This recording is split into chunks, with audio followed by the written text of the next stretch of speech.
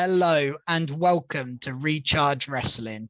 We are here to plug you into the world of professional wrestling. I'm Keeney and I'm joined by our AEW correspondent, Fisher. Hi guys. It's been good to actually have someone else to talk to about AEW on here. Yeah, for so long it's just been Fisher running the ship. But this week of all weeks, we needed two people to man the ship on AEW because it has been a monumental week of news and drama since All Out. I didn't even bother doing an All Out review because the next day, so much stuff come out about it. I was like, we might as well just wait till Dynamite, see what happens, and then we can talk about the whole picture then, because we didn't really know what was going to happen on Dynamite. We didn't know what was going to, because All Out were kind of the two big title changes as such from the show become completely redundant. So, you know, there was MJF's big return, but we can talk about that on Dynamite anyway. But yeah, it was, apart from that, there wasn't really a lot else to talk about in the end because it was the stuff afterwards was so newsworthy.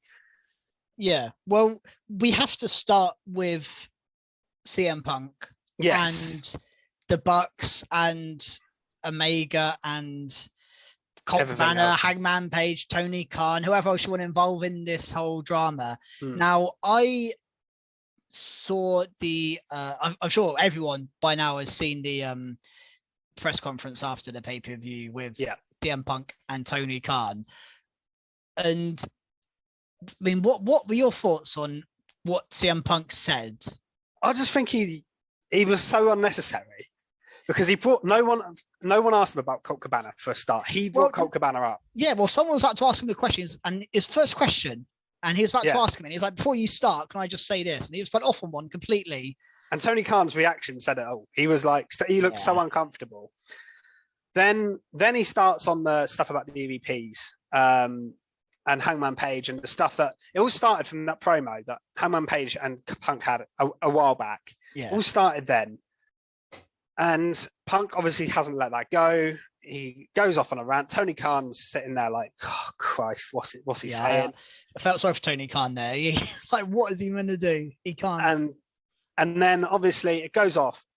Punk goes backstage, and then it all kicks off. You see Chris Jericho come out after CM Punk later on, and you see him like whisper to Tony Khan, saying something like, "It's all kicking off." Like shit's going down or something like that. He says basically to Tony, and Tony's like, "Oh fuck!" But they have to continue doing their press conference, and there's so many different sides of this story that have come out. Some people have said the Bucks started it. Some people have said Punk started it. Some people have said a dog was involved. Some people have said this was involved. Yeah, all we know is the Elite say that Kenny Omega's first thought was to save the dog or something. Yeah, because apparently the dog was in the room. Yeah. But yeah, Ace Steel bit Kenny Omega. Did you see the sign on Dynamite, by the way, that had the Elite with like a bite? Oh yeah, that was genius. That was a good sign. So that definitely happened. We know there were some chairs thrown. Punk apparently threw the first punch. He obviously caused it in the terms of the press conference. If he didn't say anything, none of this probably happened. This is the thing. Either Punk first threw the first punch and started it, or the Bucks and Omega started it. Either way, Punk's the catalyst. Yeah, exactly. Like, I almost don't blame the Bucks and Omega for reacting to what Punk was saying about them. Again, we don't know the ins and outs of what's going on backstage. Maybe Punk's bang on. Maybe he's out of line. We have absolutely no idea about what the ins and outs of it. But I just think my thoughts are, this is one of their, they're going to do 4 pay-per-views a year. So it's a pretty big deal when they do one. Especially trying to compete against this is like their WrestleMania trying to compete against Clash at the Castle, and then you have Worlds Collide the same night.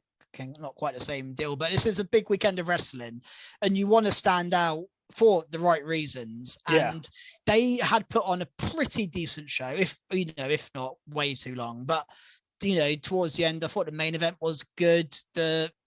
I love the Acclaim. Yeah, how they handled MJF's return. That's a monumental return. That should be what everyone's talking about. Absolutely. Yeah, MJF is back. What a return! For all that to happen, and for Punk to make it all about himself, all about his personal grudges, I just think is like, I mean, it's unprofessional, but it's just bang out of order.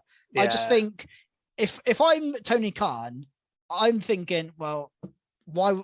Like, I need to get rid of this guy ASAP. I don't care. I don't care. I don't think he can pick them over the. I don't think he can pick them over the. If it's them or the elite, him or the elite, he's got to pick the elite in that sense because they helped start this company. I feel like the fans are on their side, and I think if you get rid of the elite, you're getting rid of a massive part of AEW. Like CM Punk going would be a big deal, like in terms of he's a big name, but I think long term the company might be better off because of it. And the fact he's injured now as well, coming out of this, he's injury prone. He's older. Do they need him anymore? Do we know when injury came from? Did it come from the fracas? Apparently, it came from the tope that he did in the match. That's what I saw reported. I thought, so regardless of this thing, he would be out for 6 to 8 months anyway, and they would have to. Okay, well, I mean that's slightly unlucky, but but it does also show that Punk's maybe his body's not there anymore. You know, I thought if he got injured in this fight, then I just think he has let down AEW like more than you could ever imagine. I just think this is like if you're Tony Khan, you gave him the belt, he gets injured. You're like, okay, fine, I'll do an interim, but I'll give him back the belt. You took the belt off Moxley to give it again. Gave it to Moxley, then gave it back to Punk. What Moxley must have been thinking, I have no idea. And based on his the promo he had to cut on Dynamite tells you what he didn't go in on Punk or talk about that, but just the passionate promo about the championship told you everything he needed to know, didn't it? He did say he was pissed off. He said he was embarrassed. Embarrassed. Yeah. That's what he said. That's kind of my probably the right word is. I think it's embarrassing what CM Punk how he acted. I think it's embarrassing. Like it's one of those things you watch it, and you just can't take your eyes off it. Like you can't. CM Punk is just digging holes and digging people out just almost unnecessarily. He doesn't need to do it there and then. No. You can have issues with these people and you can do, and I actually get Colt Cabana hasn't dealt with this privately either. He's done all of this publicly and whatever. But the thing with the Bucks and Hangman and stuff, I just don't think that needed. I don't think none of it needed to be brought up. No, it didn't. It's something. These things should be kept behind the scenes, and that's the issue with it. Yeah, I know, and I feel like there's not enough people, and Tony Khan is partly to blame for this. I don't think there's enough control of the roster going on. We've seen it with Kingston and Guevara. We've seen it with Thunder Rosa as well recently. I don't think the Malachi Black situation is related because I think that's due to mental health issues. Which, I hope he gets better soon because he's been released. He has been released. Conditional release. And I believe that condition is he can't go to WWE because he's been released because of his mental health. But so I don't think that's related, but it could have had an effect. We don't know. But there's a lot going on behind the scenes and he needs to get a hold of it. Well, I think early doors, Tony Khan got a lot of praise by us and by other people that review wrestling and talk about wrestling. And by probably people in the industry, wrestlers themselves, that he was just giving wrestlers to freedom. He was not scripting them. He was giving them the mic, like, go out there, go and do your thing. It's backfired a little bit. You control your character. And if you let everyone control themselves, this will happen. CM Punk's like, well, and the Bucks and Omega are trying to do their, and Hangman's trying to do his thing. And nothing is scripted. Nothing's controlled. It is chaos. Yeah. Like Vince McMahon controlled everything, and I know he's at back in the 90s, early 2000s, he had quite a bit of fair bit of chaos going around.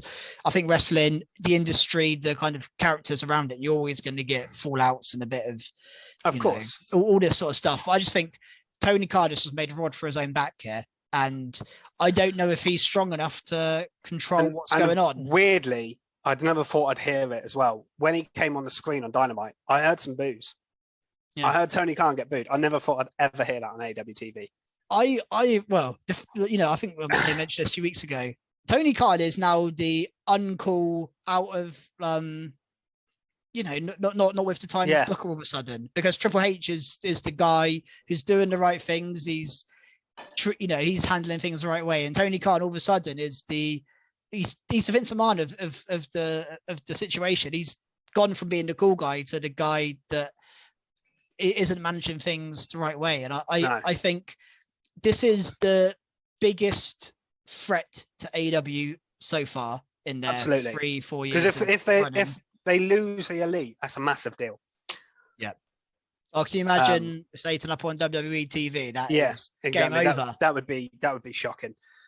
Should we talk about how this actually affected then the going forward and the Dynamite itself? Because I was shocked when the trios titles were vacated because I thought a suspension they'd keep the titles.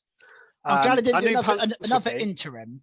I've had enough of interim. Yeah, I've had enough of interims as well. But I was quite shocked just to see the trios title match straight away open the show, just two teams involved. At first, I was like, well, why aren't the Dark Order in this? Because they were on the match and all out. But then we found out it was due to an injury later on in the show. So that was fair enough. Yeah. And then obviously we got Death Triangle beat Best Friends in a really good match, to be fair, to crown the new champions. But yeah, it feels so surreal. They waited. The thing about this as well, the trios titles were put on hold for so long to wait for Kenny Omega to come back. Kenny Omega comes back, 2 weeks ago? I know. They do this tournament. Omega wins the belt and then it's gone like that. And it just feels like everything they're planning at the moment is going to shit with injuries, suspensions. And I do wonder what's going to go on with the Young Bucks and Kenny, because I can't see them dropping it with Punk if Punk isn't fired. Yeah. And, you know, I just think the fan heat on Punk is going to be massive now.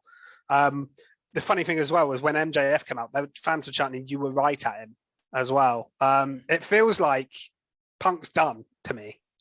I think Punk has to be done. I don't think, unless he swallows a lot of pride and apologizes, which he's never done in his career. No, he doesn't do that. That's just not CM Punk. And even then, I just think too much damage has been done. I just don't know how you come back from this. And, you know, one of my favorite moments in wrestling history was CM Punk coming out on that Rampage when he first came out. Yeah. And oh my God, the buzz I got from that was insane. Honestly, I'd put that in my top 3 or 5 best wrestling moments of all time. So this is coming from someone who loves CM Punk and is same here. Desperate to see him back. I just think he has to go. There's no, and again, if you're Triple H, you're not looking at CM Punk thinking, he will never. Triple H and no chance. Punk, yeah, no chance. But so CM Punk's probably Triple H will be sitting there right now going, I was right all along. We were right all along, by the way. That's what he'll be thinking right now.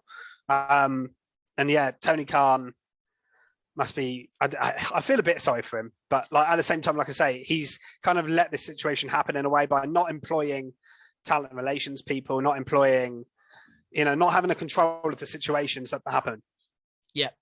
Exactly. And so with CM Punk's injury, obviously they've got a 6 to 8 month buffer here where they don't have to release him tomorrow because he's out for 6 to 8 months. So they can wait 6 months, see what the situation is in 6 months, and then decide on his contract then. They don't have to do anything right now. I guess the caveat to that is if that happens, how would that affect the Bucks and Kenny, who are set? Are they going to wait for 6 months to see what happens to CM Punk? They're going to want a decision soon. I think there's legal implication. From what I've heard, there's legal sides to this. They need to find exactly what happened. Then I think a decision will be taken. So I don't think it will be a case of waiting 6 months. I think they need to find out exactly what happened with Punk, exactly who was at fault.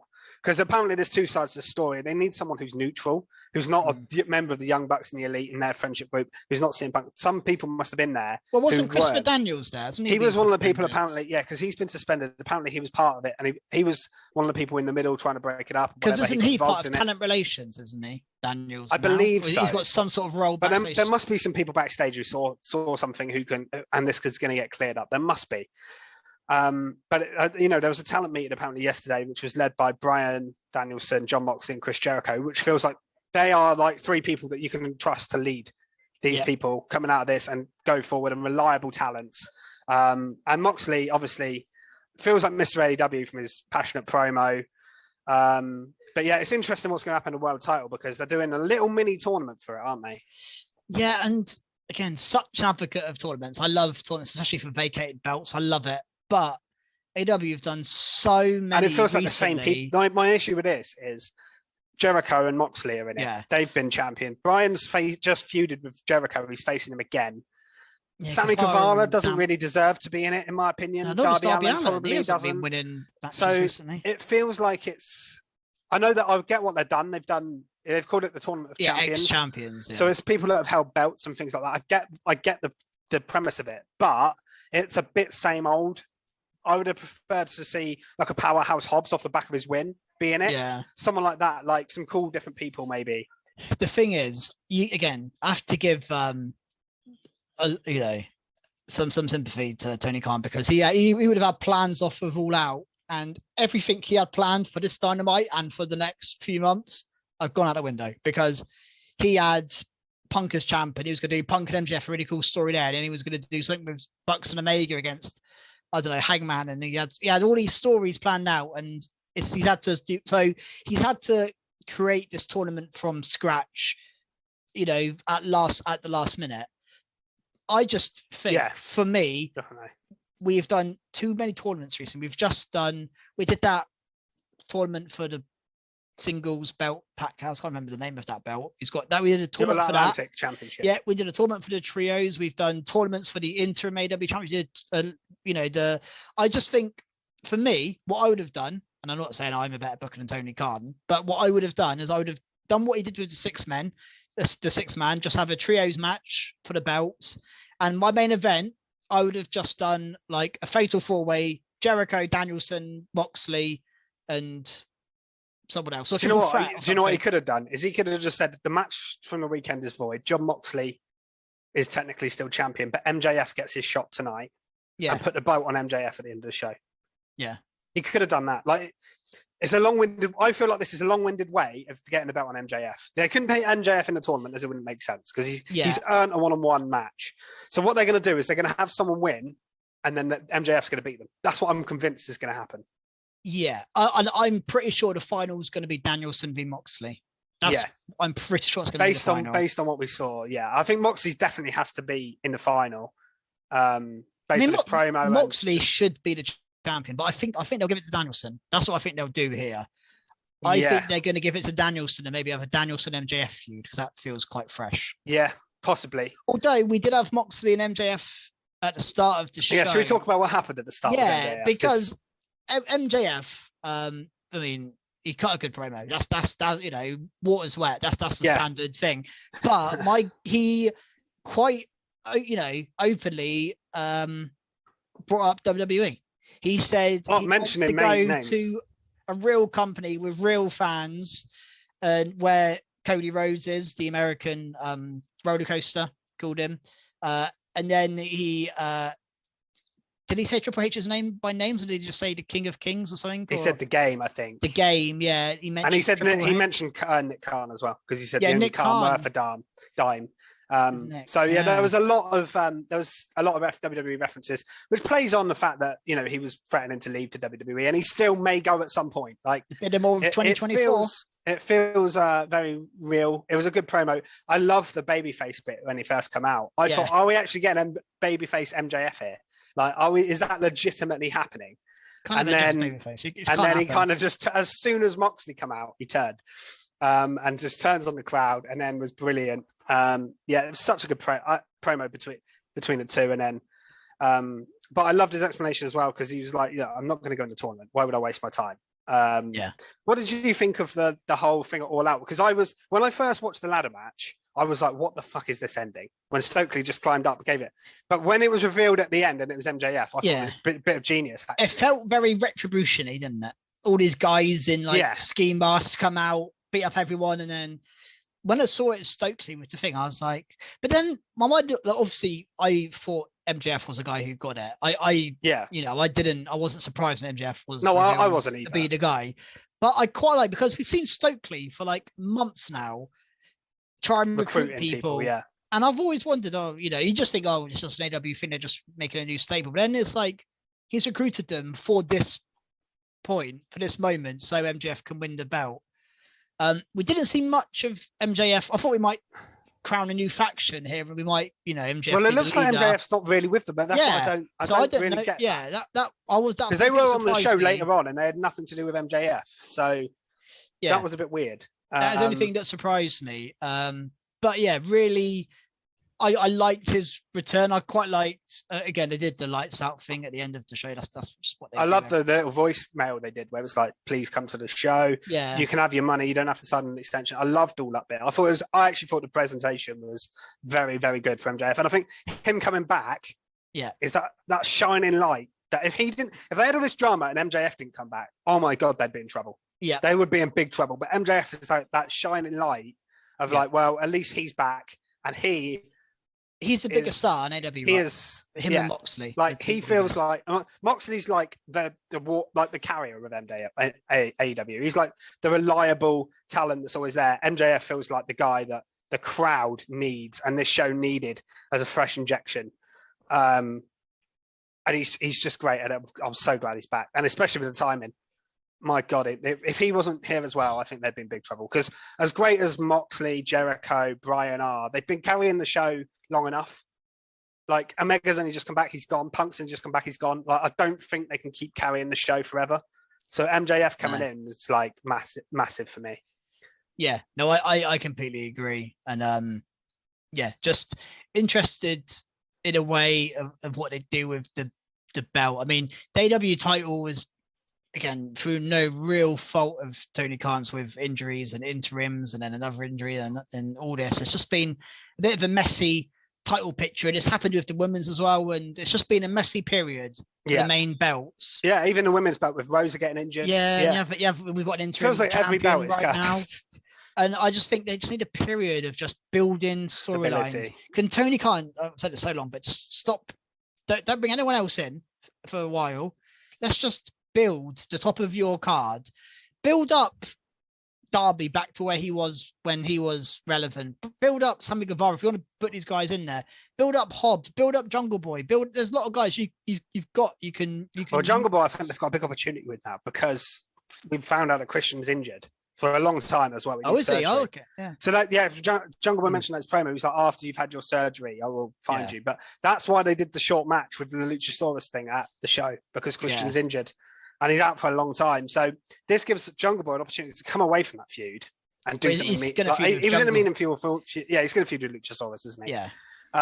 Which I'm sure is going to be really good. But it gives them a chance here to sort of use their homegrown stars, use their younger talents that they haven't been using. I mean, they main evented with Yuta and Garcia here, which I think was an indicate. I think that was Tony Khan saying, "Look at what we've got for the future." Yes. I think that's what he was doing here, because I thought, why is this main event in the show? Obviously, we've got a title change, which we'll talk about, but I think he did that on purpose on this show to go, look, CM Punk might be the past.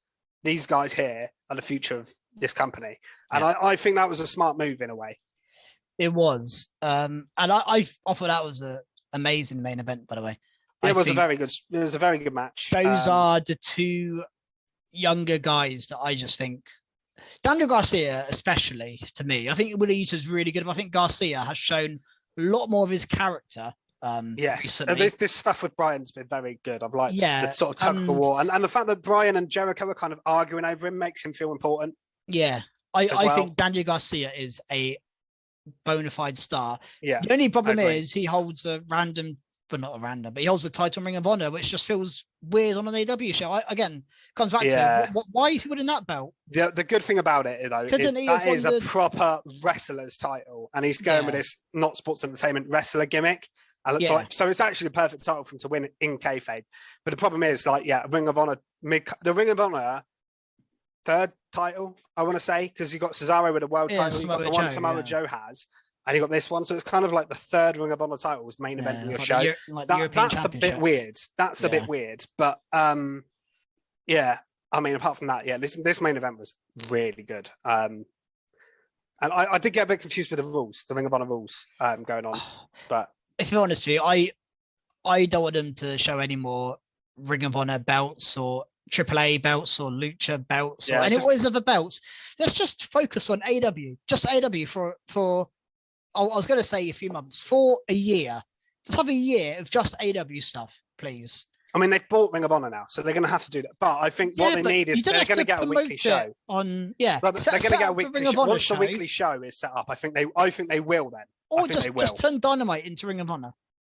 You mean Rampage, right? Rampage. I do think don't turn Dynamite yes. to Ring of Honor. Yeah, so the Rampage into Ring of Honor. Do all your Ring of Honor stuff on Rampage. Just if Dynamite's just AW.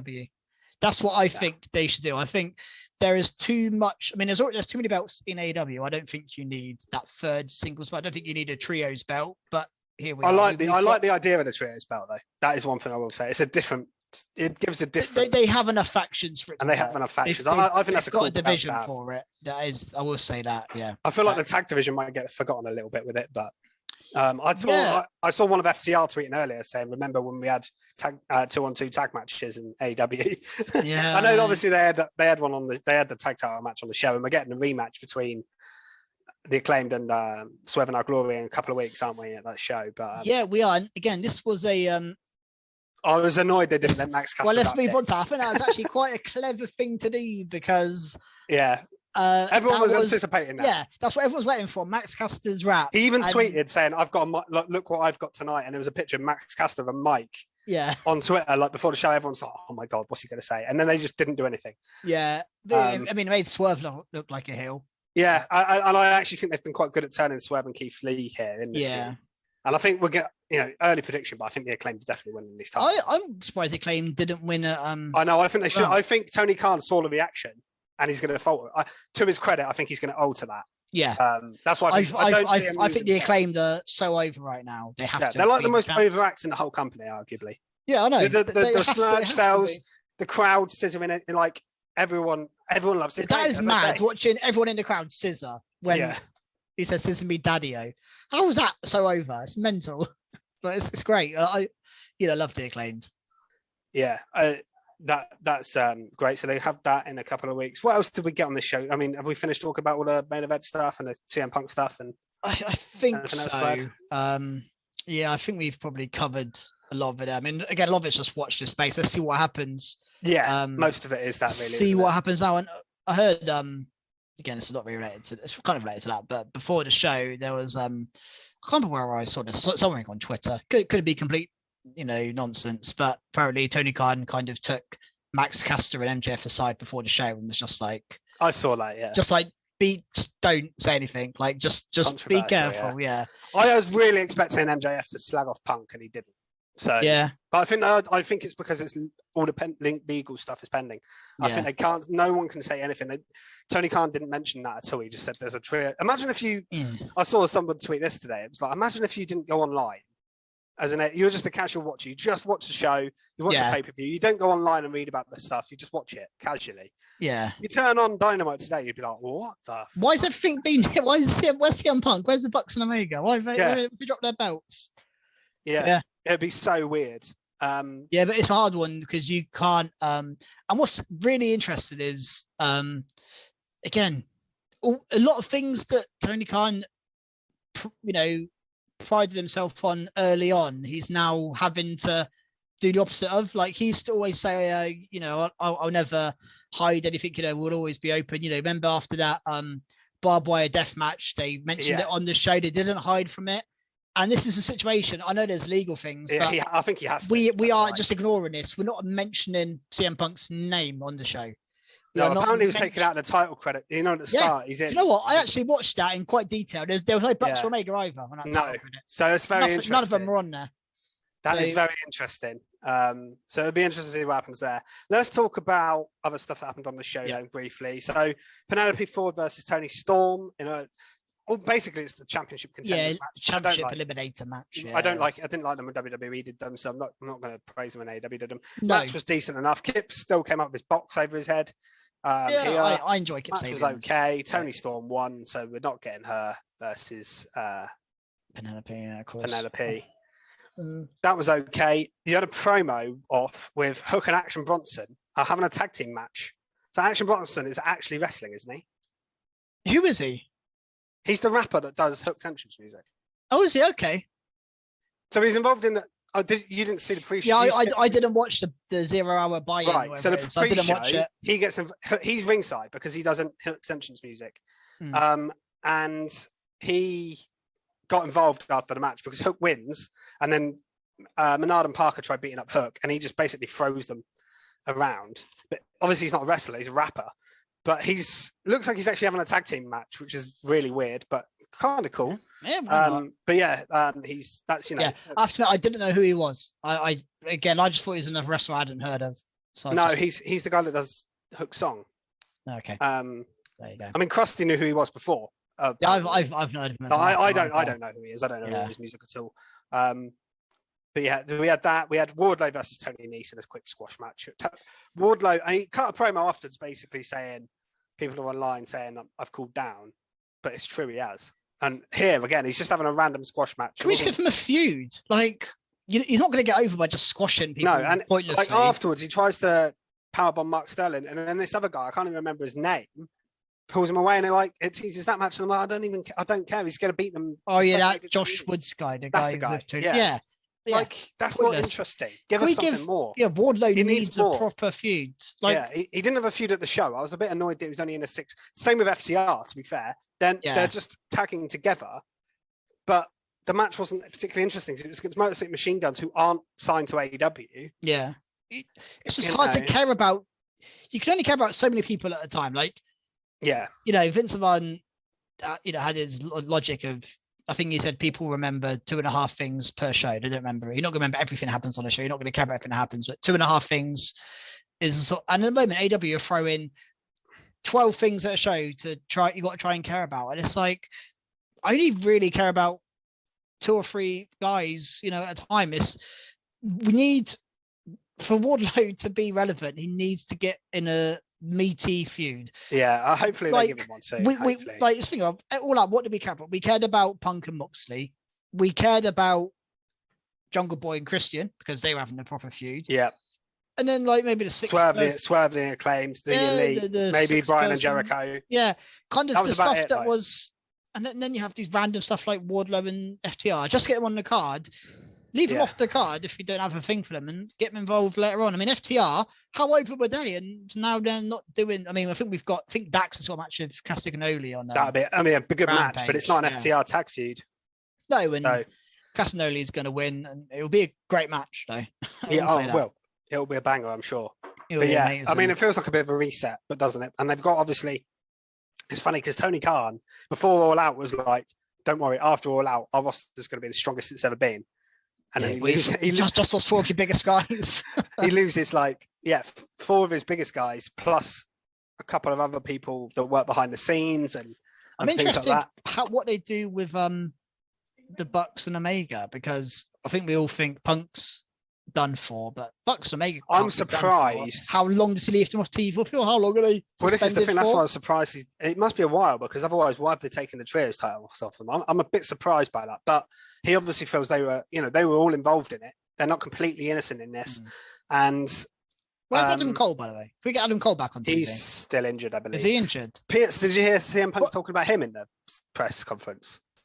No, I watched it. He was like the one person he was nice about. Adam Cole. Yeah. he called him a sweetheart or something like that. He called him. And that's the one guy he was nice about. He's generally no dramas, is he, Adam Cole? Just does what he does. I mean, Bobby Fischer's been released, hasn't he? Bobby Fischer's officially gone. I think now. O'Reilly, is he injured again? He's injured, yeah. Yeah. I mean, realistically, the Elite, not the Elite, the Undisputed Era haven't really worked on AEW. I'm shocked at how they have not worked at all. It's worked, actually. I'm kind of disappointed. Even Adam Cole's not really worked. He was good at the start. He was put in big matches at the start, and then just nothing since. And again, they probably plan to do the Undisputed Era against the Elite. 100%. That's probably their trios match for the next pay-per-view lined up, but that's gone. Well, Fish was released. So yeah. I mean, yeah. I was confused when that happened, because I thought that they would definitely do that match, but yeah, they just need. I think a reset is the right word. He needs to really think about his current roster and just focus on what he has, because he has got a lot of talent in AEW. Yeah, I've still got loads, even without the Elite being an insane amount of talent. And if you're just getting Tony Nese losing in squash matches, I mean, he fights every bloody week, Tony Nese. I'm sorry, but he's not the guy you want on. And it's just have feuds. Like, again, Hook was so hot, and then he's just hit a brick wall, Hook, hasn't he? He's got so far, hit a brick wall. Cassidy was hot for a while, and he kind of has stopped. And he gets Ward. I mean, we mentioned Wardlow. How hot was Wardlow? He sort of Thunder Rosa was really hot. One title stalled. Hangman Page. So many people have done this in AEW. Yeah, he needs to just. He just needs to do better. I guess I don't really know, but I think, yeah, I feel sorry for him for this situation because this week no one expected this. It's been unprecedented. This is basically impossible to manage for anyone. What's going on right now. But he has got enough talent to make it to put on a great show without them. And I actually thought he put on quite a good show this week. Actually. A lot of people were praising this Dynamite, saying, it was a fantastic show. Considering what happened, I mean, what this show had, every match had stakes because of what happened. So you had the trios title match to open the show. You had the title match at the end of the show, the Ring of Honor match. You had Jericho v. Bryan in the middle, which was part of the tournament. That was a great match, yeah. You had Ford and Thingy, which was, that was a women's qualifier, whatever you want to call it. And then Wardlow versus Nice, which was officially a title match as well, I believe. Yeah. So you had every match on this show basically had stakes, which was really good. Yeah. Even if some of them they weren't believable, that Ford was never really going to beat Storm straight. I didn't think she was going to pin her like the first straight after Storm won the title. I didn't think there was a chance in hell Tony Nese was going to beat Wardlow, but they still made them have some sort of stake. So they did well in that sense. And like I said, the promo stuff with MJF was brilliant. So yeah, when their back was up against the wall here, they did quite a good job. And WWE do that well as well. When everything's going against them, they seem to pull out something and be really focused. And I think that this Dynamite had that. They were really focused on their talent here. They didn't have much. This was a Dynamite. If it's like this every week, I'm a happy fan. Yeah, exactly. This is good wrestling and concentrated on their talent.